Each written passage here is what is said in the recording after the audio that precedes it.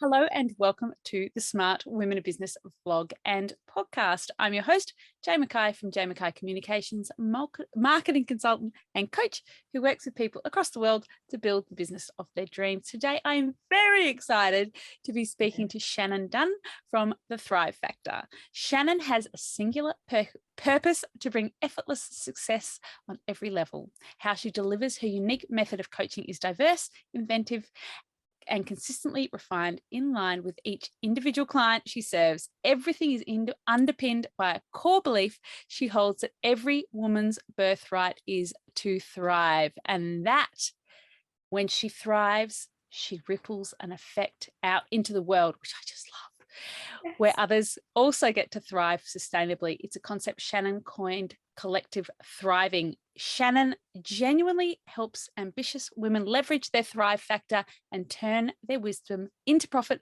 without hustle and overwhelm. Yay, Shannon. Yes.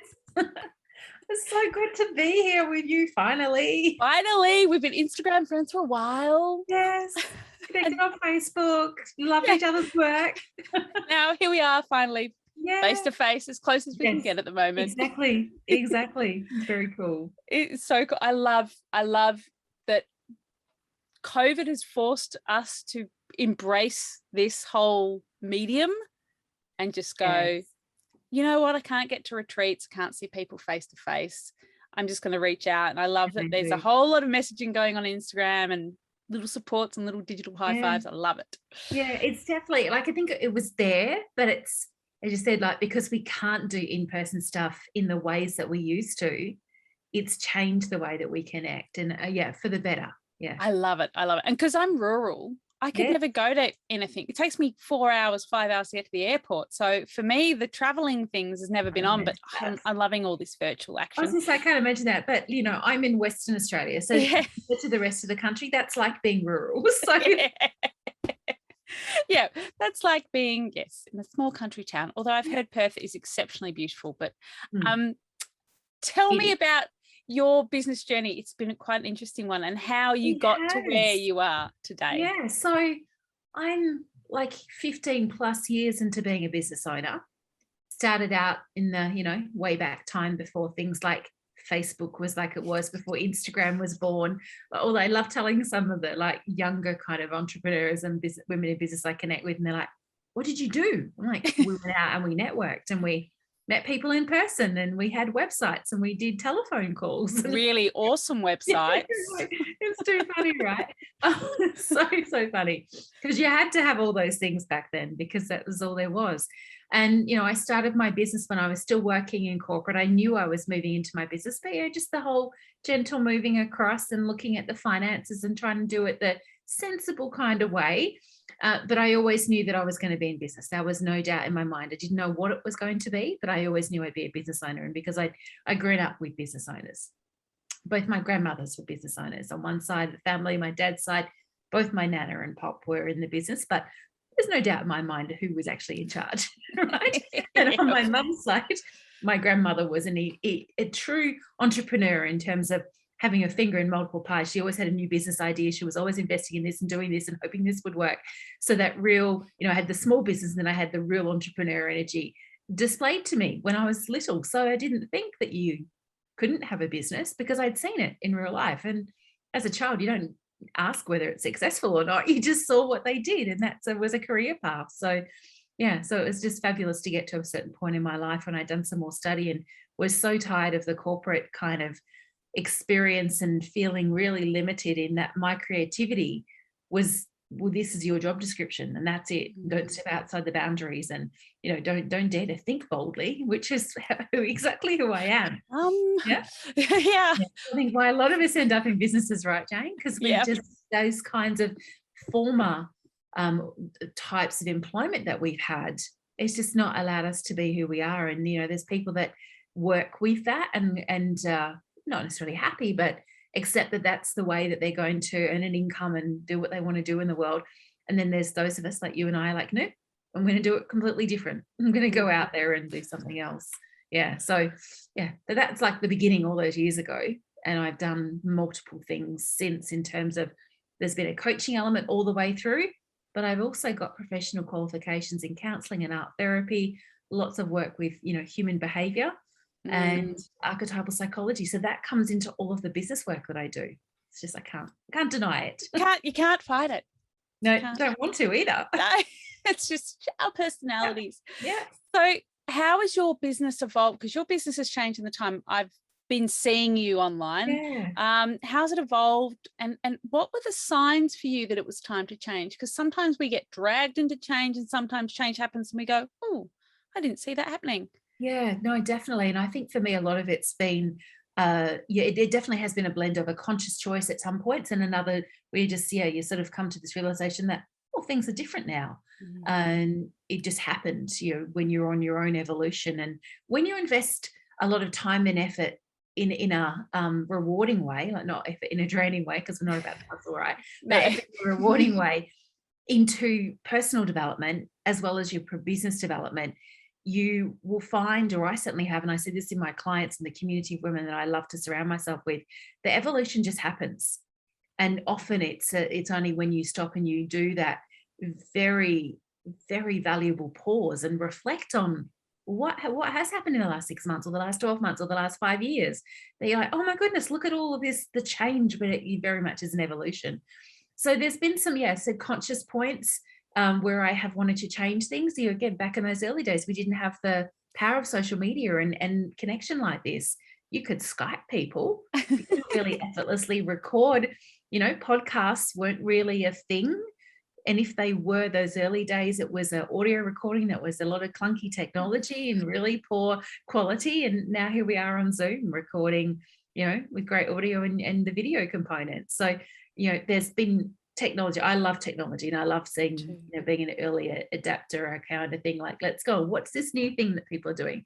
How can we make things easier? As underpins everything that I do.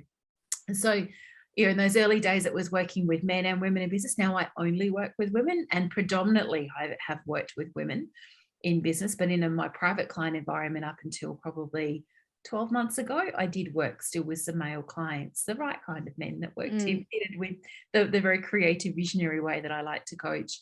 But from a marketing perspective, always been about women. As you shared in the introducing me, I do truly believe that every woman's birthright is to thrive.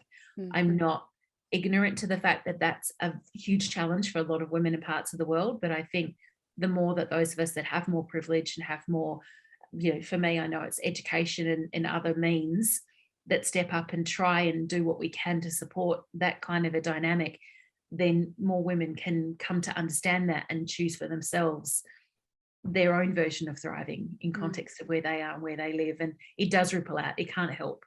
It's not, and I don't focus on women to the exclusion of men. It's about every human being. But you find your tribe, right? You find your people that won't make sense to you. And for me, the work that I do and what I've created has very much been about women. And it's not women's empowerment, it's more about leadership. So yeah.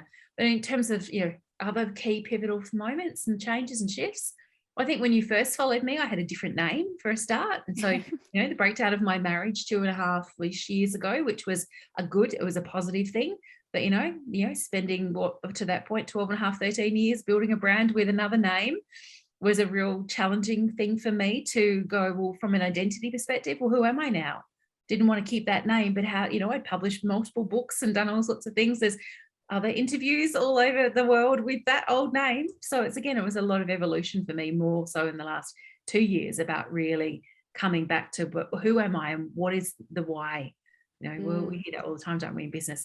Go back to your why. So, but what is the why? But what is the truth of me in the context of what I want to create? And my vision goes way beyond my physical lifetime. So it really required coming back to centering and grounding into who I am and what I stand for.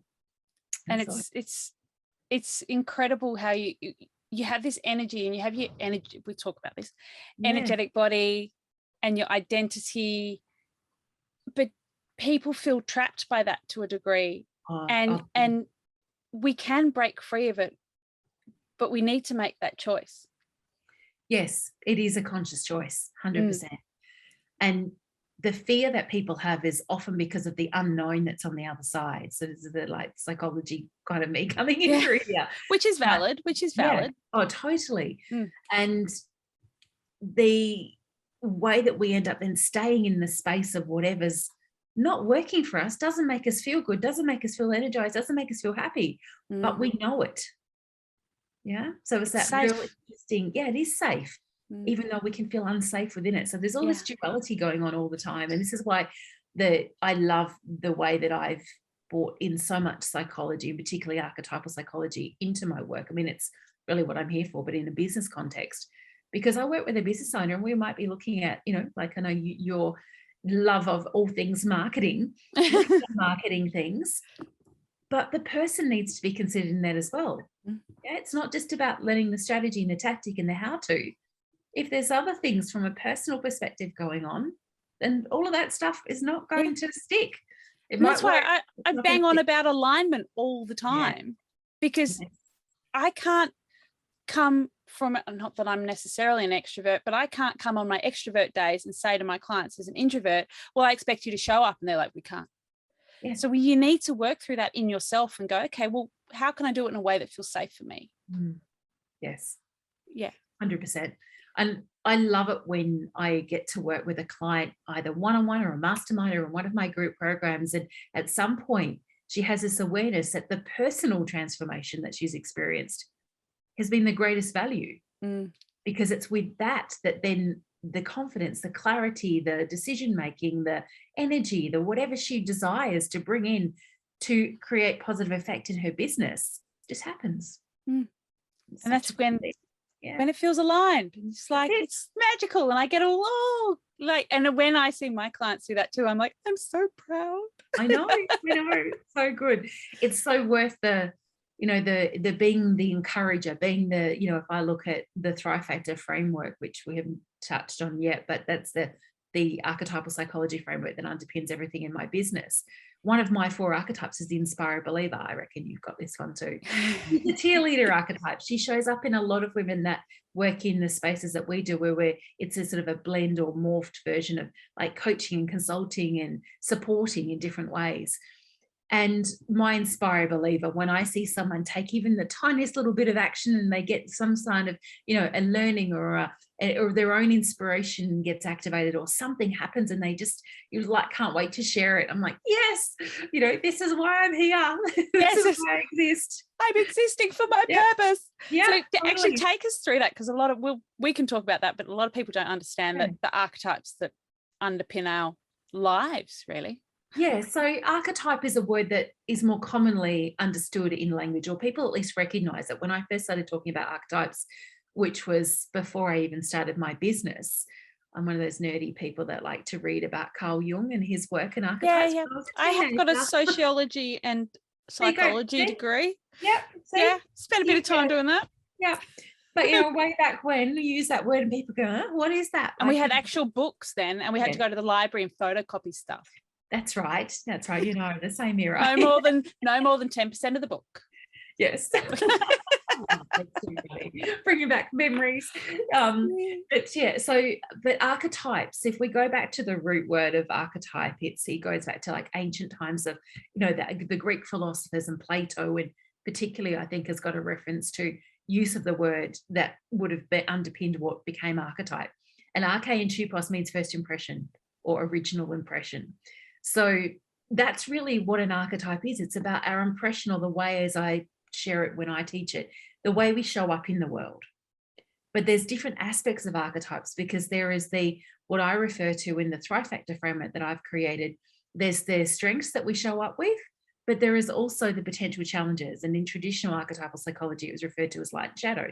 Yes. I wanted to change the language, not to discredit the original way that it was taught. Don't be Plato, man. Let's not Plato and Jung and all the others that have gone since then. But for me, I wanted to make it language that was relatable to the women, because I work mostly with women in business and leadership. And also I had seen such a bad rap for that word shadow. Yes. It gets such a it's the bad stuff about me, I need to deny it, or it's horrible, or those are the ugly, terrible I just have to pretend it doesn't exist. Exactly. It's like, no. Definitely not. It's that integration and understanding of our shadow, or in the Thrive Factor framework, our potential challenges, and working with our light or our strengths, that we become this whole embodied, aligned version of ourselves. And we activate this space of what I call being in your effortless success zone. Things just get easier. You feel great. It's very in line. Being in your effortless success zone is very much like the psychological state of being in flow. Yeah. And flow, as I say often when I talk about it, it's not just about yoga. Like no. Actual psychological state. Is it alpha? Is it alpha flow? I can't remember now. Yes. The brainwave. Yes. Yeah. And so when we can be in that space, when we can come to that, there's a lot of self-acceptance, self-celebration. There's but that's what I do, and there's nothing wrong with that. And I've had so many conversations with women over so many years now, because I coined the Thrive Factor as a framework, had a different name way back when, but it's over a decade I've been using this in my work. But the conversations around so there's nothing wrong with me, or I don't need fixing, or I'm not broken. No, never. Like, you're perfect. Yes, let's have a look at some of the reasons why you may have thought that, but let's not focus on them. Let's understand that you will have potential challenges, and that word potential is key, because we all have a combination of archetypes. There are 12 in the framework. And what we see in general is that, I don't like to use the average or normal kind of words, but women will have a combination of anywhere between 3 and 6 archetypes. Yeah. I'm seeing more so as I profile these days and do the Thrive Factor experiences, probably more 4 or 5. 6 is definitely more frequent than it was when I first did this a decade ago. I don't think we've become more complex. I think we've become more self-aware. So these parts of ourselves, it's like understanding them and celebrating them and going, you know what, that thing that I thought was terrible about me, that's a potential challenge that belongs to this archetype, but I've lived it as an actualized challenge, is actually one of my greatest superpowers. It's one of the reasons people come to me as a businesswoman. And being able to transform that personal relationship we have with parts of ourselves is so powerful. And it's just, I love it. It's just addicted to my own work. Yay. It's so useful. I think we really are we're in the age of, and personal development had such a wanky rap back in the 90s. Didn't it? Oh my gosh. And now I love a quantum physics sort of woo. Yeah. Love it. But then my husband's got what is it? The Stephen Covey. Anyway. Oh yeah. Old school. I haven't read it. But there's an awareness now, an acceptance that this energetic body and the way that we treat our energies actually now been proven by science. So all of us who's been talking about this and on this personal journey and being treated like we're total hippies, it's actually now you can turn around and go, actually, it's been scientifically proven. So let's have a conversation about physics. And people are like, whoa, that's weird. But I think that it's becoming more useful and more used as a tool in business. Because people have an understanding that we keep talking about it and it keeps coming up, and we're seeing these commonalities like the archetypes that we can use in business to, I did a course years ago dealing with difficult people, and we all did our Myers-Briggs. That's the sort of one way to understand archetypes. And then there's a whole nother way of understanding archetypes, which I love. Is it the manifested generator and all of those ones? Design. Yeah. Oh, that's human designs. I enjoy those too. And then they're becoming more and more useful as business tools because they help us understand how humans interact. Because we often come to things with an assumption that everyone thinks like us. We do. And it's so fascinating when I'm doing what we call it's the whole process of connecting a woman with her archetypes is myself and I've got now Thrive Factor coaches. So I teach a coaching certification in Thrive Factor. Congrats. And we talk about it as, talk about it as introducing a woman to herself, because that's what it is, right? But when we do that, it's like the whole, but doesn't everybody say things like that? Or isn't that how I thought everyone felt like that? Nope. That is unique to that particular archetype. And it may be expressed in this way because you also have this archetype and this archetype. And it's like, oh my goodness, but I just thought, no, you are unique and you are original, even if you have the same archetypes as someone, because not going into too much detail, but then you're looking, and you'd understand from a psychology perspective, looking at behavioral and environmental influences and things like that. It's all very, very and genetic expression. But yes, yeah. There's so many different iterations of it. That this whole coming to this self-awareness is such a gift, and I often say this, that it is, in my experience, and not just because I teach it, but it came from a lived experience. It's the greatest thing that you can gift to yourself, is this self-awareness and being on an exploration of who am I, not because you think there's something missing, but because you are excited about understanding and living your expressed potential. And there are so many things, so many ways to do it. And when you live your expressed potential, you can give so much more. Yeah. You can have such a greater impact on so many more people for the positive. So much. Well, because you let go of all of that, the stuff that got in the way. You would have seen me talk a lot about how I believe that it's so important for women to be able to come to that place of their own confidence so they can make better decisions about what they're going to invest in, who they're going to work with. I do believe that getting help is an incredible thing to do, but I don't believe that you should blindly follow somebody, and that you should put all of your, every last cent you have plus all your credit into buying something that you are sure is going to be that quick fix, because there's no quick fixes.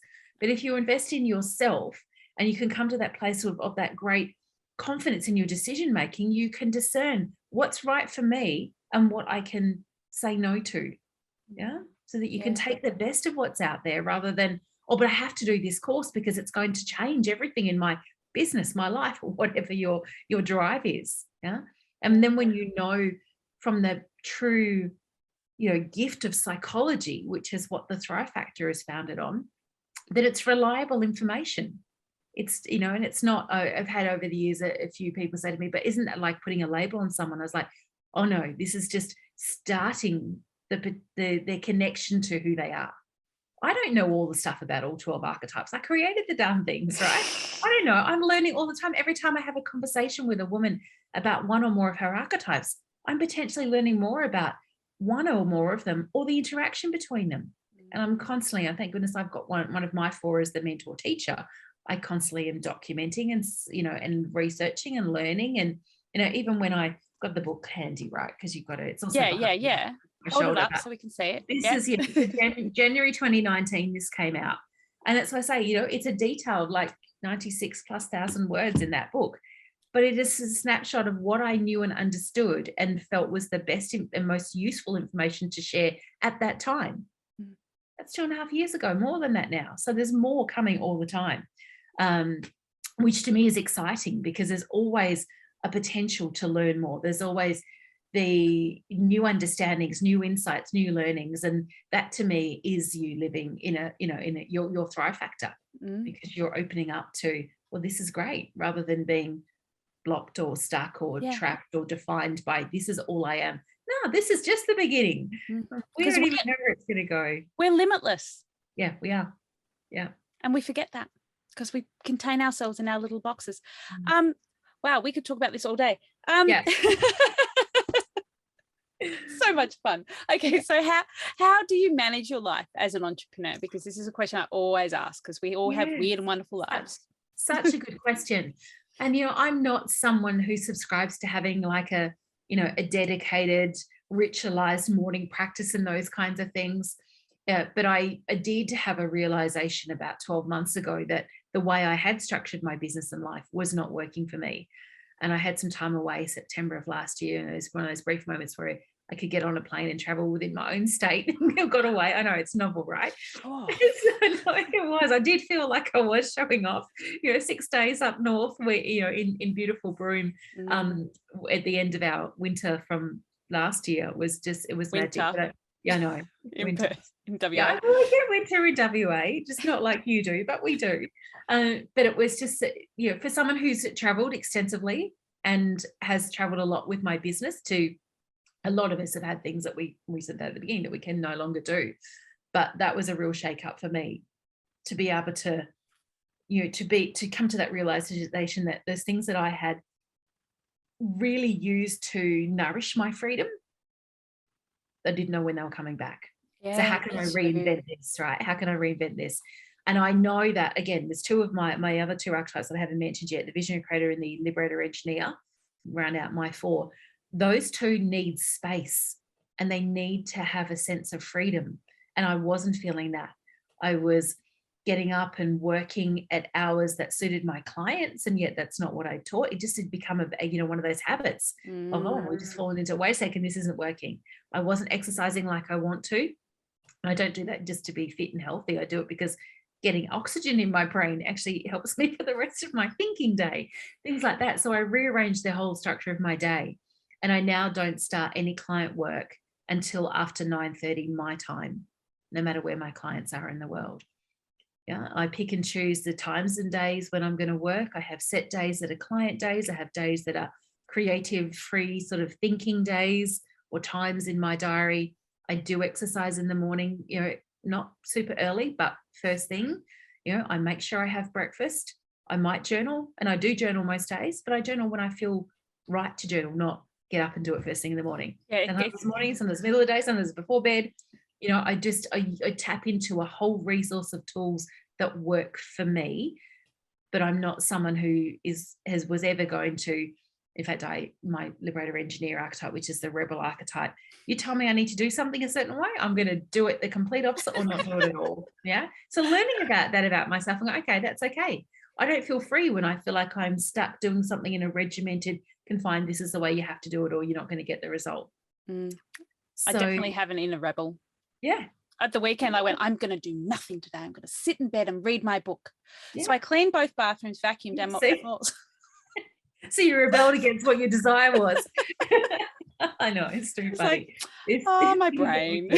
Yeah.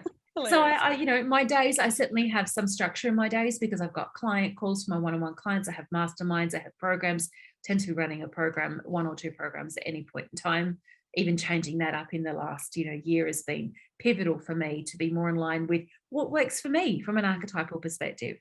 And the thing from a business perspective, one of the greatest learnings that you can have when you understand yourself, whether it's through the perspective of the archetypes or something else, is that you will attract people who are similar to you. So there is 2 to 3 of my archetypes that regularly show up in my clients. So they are looking for the same kind of thing that I'm creating in my day. And I am very much a devotee to practicing what I teach, not what I preach, but what I teach. So I want to be a lived example for them about how I've how I've consciously and intentionally created a lifestyle for myself in line with who I am, so that they can find their own permission if that's what they need to do the same. So it's days are fluid, but there's fluidity and freedom within the structure. I love it because we're not always feeling it. No, goodness no. And it's weird because sometimes we go into being self-employed or being entrepreneurs and create a job process. I have to be there at 9, I have to finish at 5, which worked for me in the early days because I needed to get into the habit of disciplining myself, not to procrastinate. Yeah. But now I'm like, okay, cool. I work these hours, I see clients on these days. Yeah. And you need to allow yourself to do that. And like, I'm really good in the mornings, not so great in the afternoons. And you learn those patterns in yourself of when your energy peaks and flows, and embrace that. Honoring that. And it's just because you used to work in a certain way doesn't mean you have to keep doing that. In every area of your life. Exactly. We're allowed to change. In fact, it's important to be in that space of being reflective and going, is this really working for me? If not, what's one thing I can do to make a change? It doesn't have to be like, throw it all out and start again. What's one little thing I can do to see if that makes it flow better or makes me feel better or energizes me more, or whatever it is that you desire. If I said, like, look at my 4 archetypes, my inspire believer needs opportunities to be inspired by the external world and also by my internal world. My mentor teacher needs to understand how wise she is and to use her wisdom to make decisions, not going in learning and doing more courses, actually tune into what I already know. Yeah. My liberator engineer, she's all about freedom, but she has a very analytical way of creating freedom, but she needs a space to be able to see what's possible. And the visionary creator, highly creative in an artistic way, but the visionary aspect of my visionary creator archetype is it has this gift for being able to see what's possible well into the future, and then a gift for them being able to bring the lessons, the gifts, the wisdom from that back into the present moment so it can be actualized. But if I'm constantly working, constantly coaching, constantly learning, constantly, I've got too many scripts on the go at the moment, right? But constantly doing, that doesn't happen. I can't see. I don't trust my knowing. I don't, trust my wisdom. I don't feel inspired. I don't feel free. And that's when it's the opposite of thriving. And we've created a version of being trapped or whatever words make sense for people. Trapped and frightened. Yes. And you do get to points in your business where you go, what am I doing? Yeah, totally. And you've created it. But you've just got to work out how to uncreate it. And that can be an energetic thing or a time thing or a task thing or attracting client thing, which is an energetic thing in itself. Yeah, definitely. But the effortlessness in being able to do that, because it doesn't feel effortless at the time. And I often say effortlessness or being effortless is not effort free. It's less hard. But being able to create a sense of things being easier when you've got the self-awareness that you can come back to rely and go, okay, what do I need? Like I just shared what I need for me by my archetypes. If I honor that every day in whatever way it needs to be on that particular day or on that week or that month or year, then I know I'm on the right track. And not only am I supporting myself to thrive, I am being the better version or best version of myself for all the people that I get to work with, whether they're paid clients or someone I connect with in another way. I love it. So what tools do you use? Because everyone has a different tech stack and you're quite technical. Yes. Yeah, no, I am. But it's about, for me, it's always been about using technology to create ease. Yes. So not having loads of different things. So favorite things, like if I think, what do I use every day? I use Zoom every day in some capacity, whether it's for client connections or like doing interviews or recording videos for training kinds of things. I use Zoom every single day. I love my phone for ease of, the good old smartphone, for ease of social media and that kind of stuff. From within the context of my business, Google Drive, shifting away. I had Dropbox for years, but definitely shifting to everything's Google Drive at the moment. I live on Google Suite. And Asana, key way to communicate with my business manager. We keep each other accountable on that kind of thing. It's also a place for me to do big brain dumps. I've done what I call my ingenious strategic vision for next year. I do that around September, October every year. That's in Asana. And then we come back to the non-tech tools, journals. I've got notebooks and journals, color coded. Like I have different covers. I like to use unlined journals because I don't necessarily just write. Sometimes I would draw in there. Sometimes I will do all sorts of different things. So I like to use unlined journals. I use more like an art journal, very much nourishing my visionary creator archetype too. Always got colored pens with me, post-it notes and tabs and that kind of thing to digitize them in a real like live pen. And then other things is apps on my phone. So when it comes to things like, if I have had a busy day and my brain isn't switching off like I want it to go for sleep, I will jump on Insight Timer and I will find a yoga nidra. I've got my favorites all saved in playlists now, but I'll go and I'll listen to something or I'll, that kind of stuff. So there's not really that much else from a tech perspective. I just like to keep it really simple. Some people love multiple tools. Yeah. And I'm like you. I might go, is this just another thing I'm going to have to learn that's going to make it feel more complicated? Yeah, definitely. From, websites and stuff, like I am a WordPress lover, so just stick to that for my websites. For my training platform, so where we deliver everything from the Thrive Factor Coach certification, the graduate licensee programs on there, and then all of the programs that I do, all the masterclass recordings, everything, Member Vault. Oh, my favorite. Yeah, it's brilliant. I was a former Thinkific user, never loved it. No, me either. The interface was clunky. Came across Member Vault about 18 months ago and love it. Love telling my clients about it. Love seeing them decide they want to embrace it. So, that in terms of what do I log into most in the days, it's definitely, I'm on a Mac, but I have, what I was going to say. No, I just can't think off the top of my head. but yeah, I don't use, I said use Google Drive, but I've still got Office. That's what I was going to say, Office Suite, Mac. Yeah, again, having been a non-Mac user for the majority of my professional life in when I was an employee, because I didn't use Macs and that kind of stuff. No one could afford Macs back in the day. Oh goodness, no. And and then MemberVault's probably the other platform I spend most. MemberVault, Asana. Yeah. Awesome. Yeah. Fantastic. Yes. One of the things that I always ask on this program, that made me sound really old on this pod, is one of the things that affects every entrepreneur I know is imposter syndrome. So what are your methods to deal with this, overcome this? How do you deal with the bad days in business? In honoring what I've been talking about, practicing what I teach, I come back to my archetypes.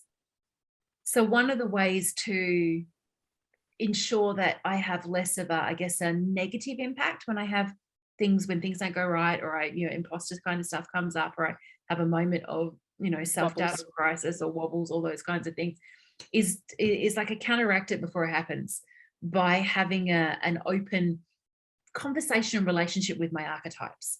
I look at them, I mean, they're parts of me, but I look at them like they're a group of girlfriends. Yeah, they're not always going to get on. Someone's often going to feel left out, like this kind of like dynamic that plays out in human relationships. It happens within us from an archetypal perspective. So I do, when I'm doing my daily journaling or reflection or a visualization that I'm just making up for myself, I would check in with them. I say, okay, who's got something to share with me today, or who needs something today? What are we doing? Like, come on, who's in charge today, kind of thing. But what I am very mindful of is that one of my archetypes, which is the inspire, believer, the cheerleader archetype that I mentioned at the beginning, is significantly common amongst women in business. I'm not surprised about that at all. Definitely women in coaching, consulting, and that kind of work, but women in business in general. My thoughts behind that from a theory perspective is that it's an archetype that needs to be able to get excited. She needs to be able to bring her full energy, because she's an intensely energetically driven archetype, to whatever she's doing. Regular employment doesn't allow that. No. So you get, and I used to get told off for the level of excitement I had. You're too much. Yeah, exactly. That happened in my personal relationships as well. But the inspire, believer archetype, because she's so energetically driven, she can be the highest of highs and the lowest of lows. I call it being in the modulus moments, where it's just like, I don't know why I'm bothering. This is, the hopeless, helpless, pointless. This is ridiculous. So she's the one for me of my four that can, if I'm going to have that wobble stuff, she's always going to show up. Might be another one of my archetypes also there, but she's always there. So being aware of energy, doing things to nourish my energy. So again, rearranging my schedule last year, and as I said, exercising in the morning, so I got it done and put oxygen in my brain as well as it was in my body and out of my head.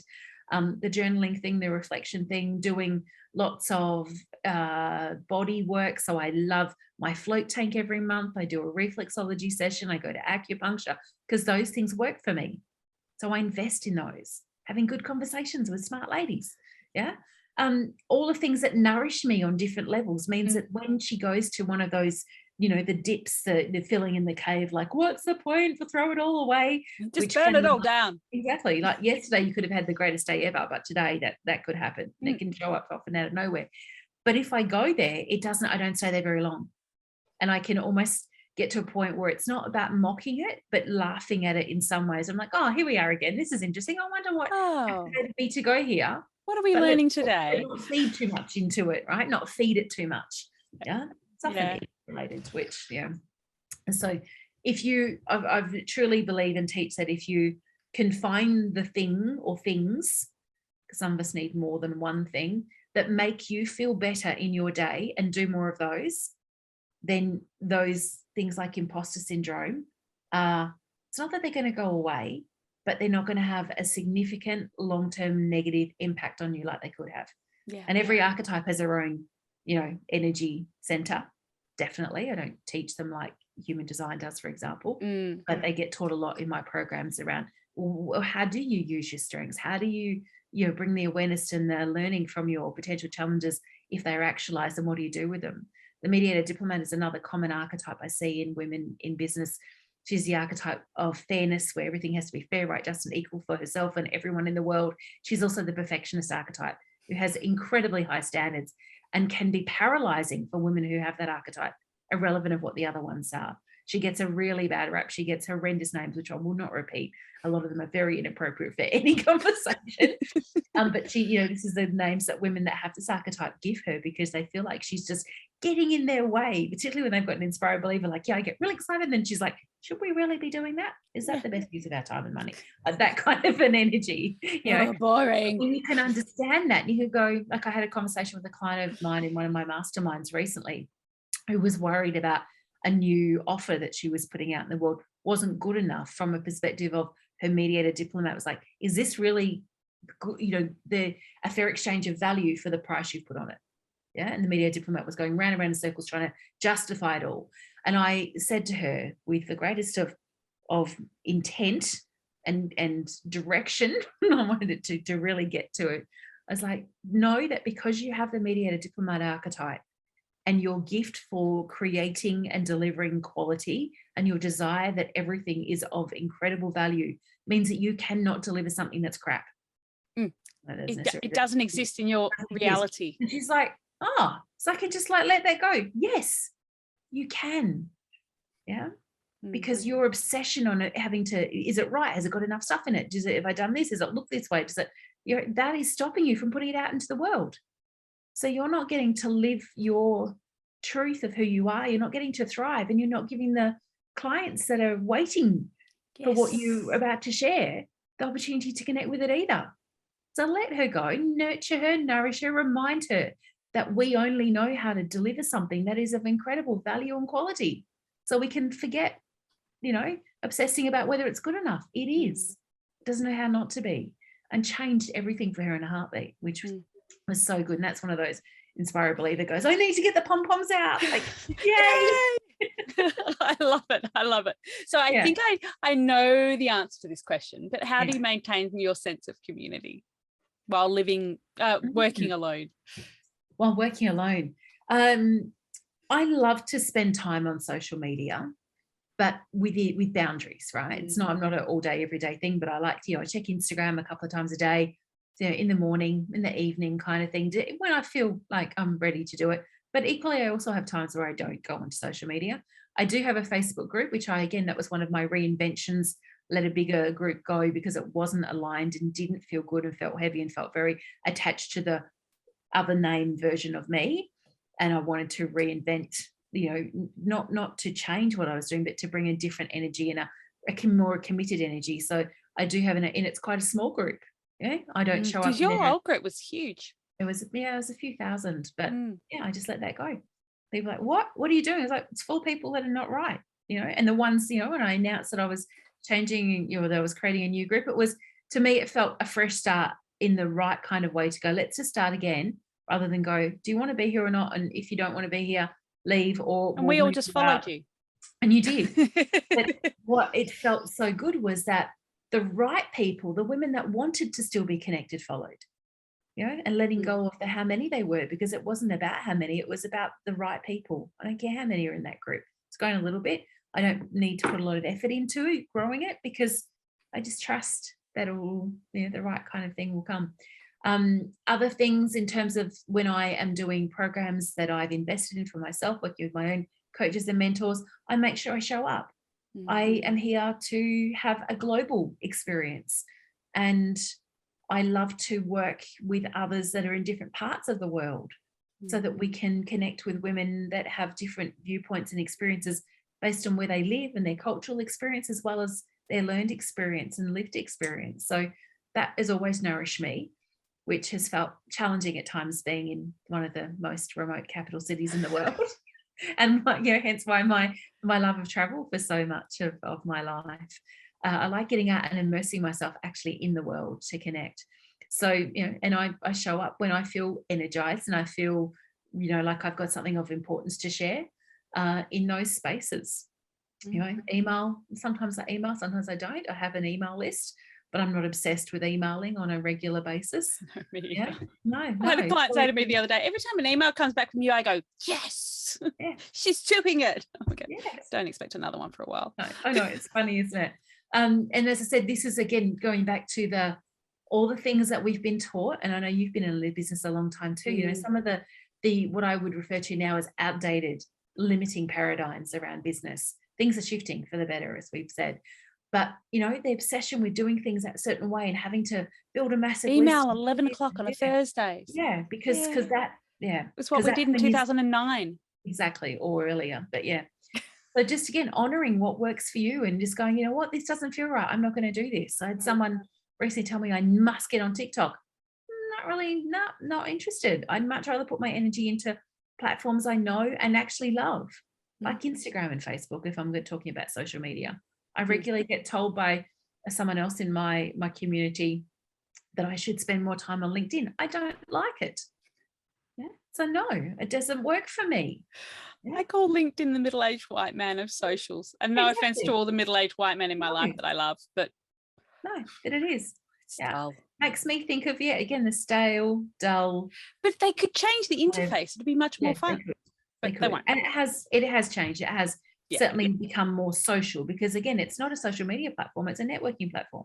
People don't understand that. But you know, that the whole, you know, spammy kind of, you know, I'm sure you'll need my thing. Touch or buy my thing. Yeah, not it happens on all the social media platforms and all of them. But yeah. It's about building relationships. Yes, definitely. Actual real ones, not pull you into you into your funnel relationships. Yeah, oh totally. But when we can do more in-person stuff, I've hosted many years of business retreats. I love attending retreats to nourish myself, as well as, you know, participate in them and deliver them. So the travel has been a huge one for me. You know, it's like where I'm going and where I can, who's there that I know, or who do I know online but I've not met them in person yet, and I could meet them in person. So that kind of thing. But equally protecting my own space and my own energy, because I am more introverted than I am extroverted. Me too. Yeah. Despite what you see on social media, people, we're both introverts mainly. Yeah, definitely. Definitely. But, you know, things like, you know, when I have hosted retreats in the past, I did manage to do one in WA this year, a short little weekend one, which was so good because it had been 18 months since the last one I'd done in Bali. But, you know, I always make sure I have a few days afterwards, which is like, no one's allowed to come and stay with me. There's no sharing of space. Do not speak to me. If I want to sleep, I'll sleep. If I want to create, I'll create. If I want to do nothing, I'll do nothing. Yeah. You got to protect your energy. Yeah, you do. And it's also, it's a reset for self before you come back home to whatever your other environment was. Yeah. You know, the worst thing you can do to yourself, if you're either an attendee or you're hosting something like that, is to throw yourself right back into life just as it was before you left, because you were changed. Yeah, you are changed. So what's your why? What keeps you motivated? I love this question.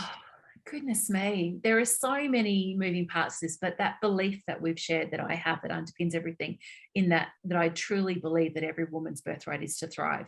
That keeps me motivated. But then on the day-to-day kind of energy, it's remembering the challenges that my grandmothers had in business. My father, like Dad, was a small business owner a couple of times and then went back to Korea.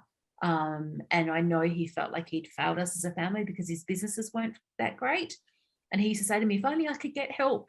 It's no surprise I ended up doing what I was doing. I didn't realize it. But Let me help you. When you're 10 or 11 and you know, your dad's like, if only there was someone you could go to ask for what to do about, you know, marketing and that kind of thing.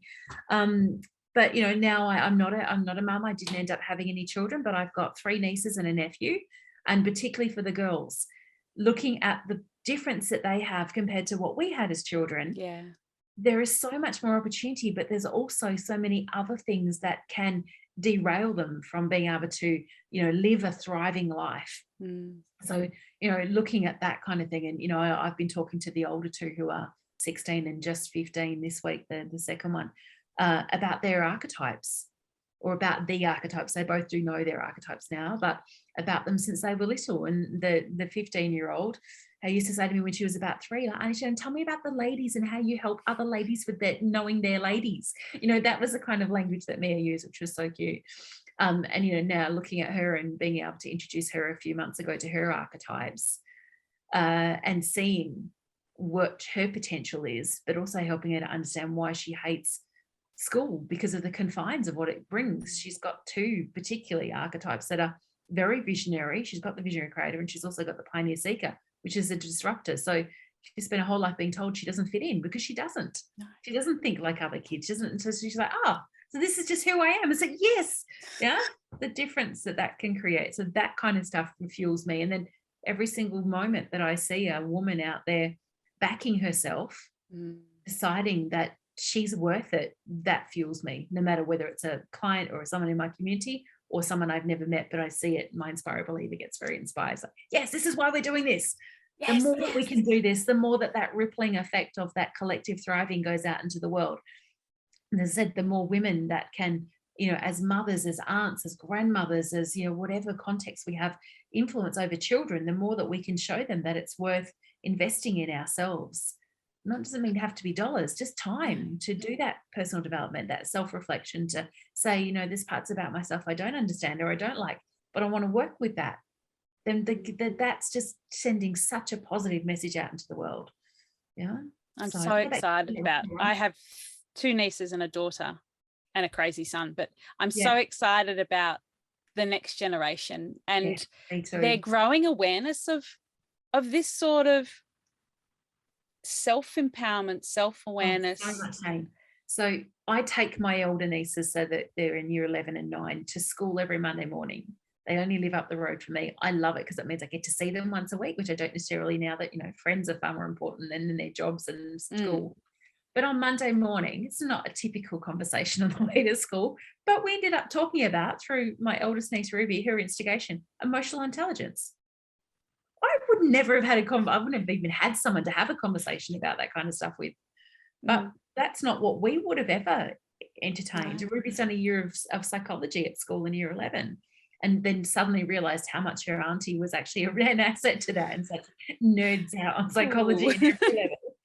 But, being able to have those kinds of conversations with them and to get them to stop, pause and think about what's really of value in the way that they build relationships with people. Yeah, it's so like that excites me so much. It's amazing. That might not be the typical conversation in other people's cars on the way to school, but yeah, my daughter would go there. Yeah, totally which would. Is great. Yeah.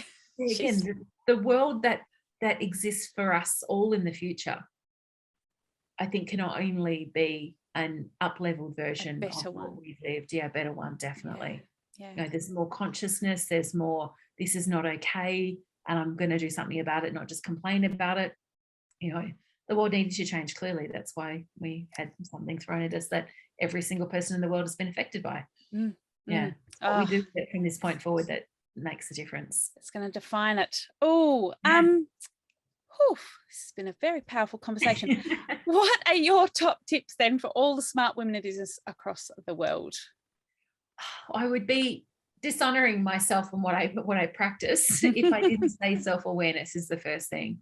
So whatever platform, framework, teacher, something that you can go to gain more sense of who you are, from a perspective of, I want to build my confidence. I want to be able to back myself. I am worth something and I want to make a difference in the world. I don't care whether it's the Thrive Factor or something else, as long as you're doing something I think is of value. So that's a big one for sure. And then honoring who you are. So I'm a big one about celebration. A lot of people talk about gratitude, and I am a big believer in gratitude and the power of that, but more importantly, celebration. So one of my manuscripts I'm working on at the moment, which has been a long time coming to fruition, but hopefully will be out early next year, is a book purely around celebration for women, and focusing on the archetypes. So we've got the 12 archetypes or the cards here, but every month across a 12-month period will be inspired by an archetype. So it would be open to everyone. You wouldn't have to know your archetypes to do that. So you could tap into the energy of that archetype and use that. But celebration is so key. And there's so much awkwardness, or, so many women are in this space of, but I can't celebrate because I haven't fill a blank in yet, or but it didn't get me the result that I wanted, or someone did it bigger and better. Like, what? No, let that go. Very much that if we can celebrate the small things that happen day to day, the big celebrations will just happen by themselves. So celebration is key. And then, allowing yourself to be inspired and nourished in whatever way works for you. Yeah, the self-awareness underpins that, because if you don't know who you are, it's a bit hard to know how to nourish yourself. One follows the other. They do. Amazing. Well, it's been an absolute pleasure to speak with you today, Shannon. How can listeners find out more about your work? Okay, so 2 things, or actually no, yes, I will give you 2 different websites. So for everything to do with the Thrive Factor itself as a sort of a standalone piece, everything from, doing your Thrive Factor profiling, which we call a Thrive Factor experience, through to the certification program and other information about that, and connecting in with the Thrive Factor coaches is thethrivefactor.com. And then my business website is thrivefactorco.com. But if you want to know all the latest things that I've got going on, it's thrivefactorco.com/ and it's Shannon-Dunn-links. And that'll give you the current, put it all in the show notes down there.